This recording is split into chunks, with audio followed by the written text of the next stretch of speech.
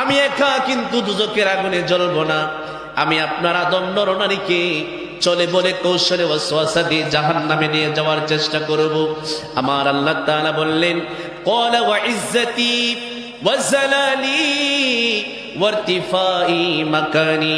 এরে শয়তান শুনে নে, তুই বলেছিস আমার আদম নরনারীকে জাহান্নামের মধ্যে নিয়ে যাবি, কিন্তু শুনে নে, ক্বালা ওয়া ইজ্জতি ওয়া জালালি ওয়ারতিফাই মাকানি, আমি আমার জালালিয়তের কসম খেয়ে বলি, আমি আমার সত্তার কসম খেয়ে বলি, আমার মুমিন বান্দা বান্দিরে তুমি 50, 60, 70 বছর 100 বছর জাহান্নামের কাজ করাইবা, আমি আল্লাহর পথ থেকে দূরে রাখবা, আমি আল্লাহর সন্তুষ্টি থেকে দূরে রাখবা।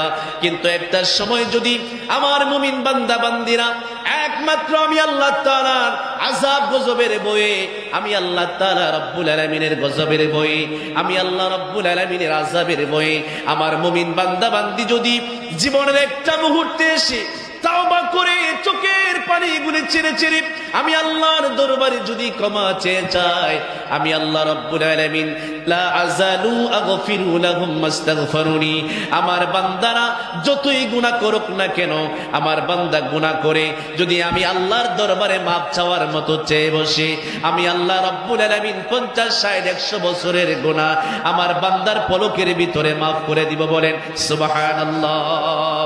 আল্লাহুম্মা, আমি চাইবা আমার মুমিন বান্দা বান্দিকে জাহান্নামী বানানোর জন্য, কিন্তু শুনে নেও আমার মুমিন বান্দা বান্দি যদি একটা মুহূর্তের জন্য নিজের ভুলটাকে বুঝতে পারে, নিজের ভুলটাকে বুঝতে পারে, হায় রে এতদিন পর্যন্ত আমি আমার আল্লাহ পাক রব্বুল আলামিনের পথ থেকে বিমুখে ছিলাম, আমি আমার আল্লাহ পাক রব্বুল আলামিনের দেখানো পথে চলতে পারি নাই। আমার বান্দা বান্দি যদি এই ভুলটা বুঝতে পেরে জীবনের একটা মুহূর্তে সে তওবা করার মতো তওবা করতে পারে, আমার আল্লাহ তাআলা বলেছেন এই তওবা কবুল করে আমি আমার মুমিন বান্দাকে মাফ করে জান্নাতি বানিয়ে দিব। সুবহানাল্লাহ। এখন বাবা কথা হলো তওবা করার মতো করতে হবে। এই জন্য আমার আল্লাহ তাআলা বলেছেন, ইয়া আইয়ুহাল্লাযীনা আমানু তুবু ইলাল্লাহি তাওবাতান নাসুহা। আল্লাহু আকবার বলেন। আমার আল্লাহ তাআলা কই, ও ঈমানদার ব্যক্তিরা, ও আমার বান্দা বান্দিরা, তোমরা তুবু ইলাল্লাহ, আমার আল্লাহর কাছে তওবা করো। বলবেন হুজুর তওবা কি? তাবা ইয়াতুবু রাজা ইয়ারজু।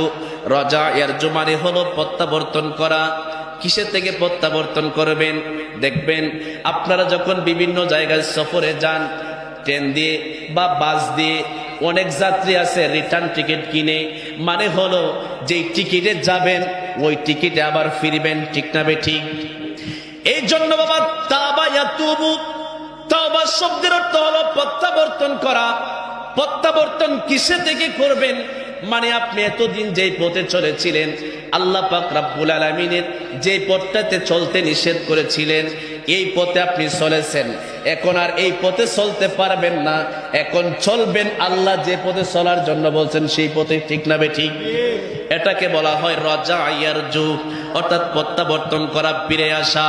অর্থাৎ আল্লাহ পাক রব্বুল আলামিন যেই রাস্তায় চললে বেকুশ হয়, নারাজ হয়, ওই পথকে প্রত্যাখ্যান করে, রিজেক্ট করে যেই পথে চললে আল্লাহ খুশি হয় সেই পথে চলা, ঠিক না বেঠিক?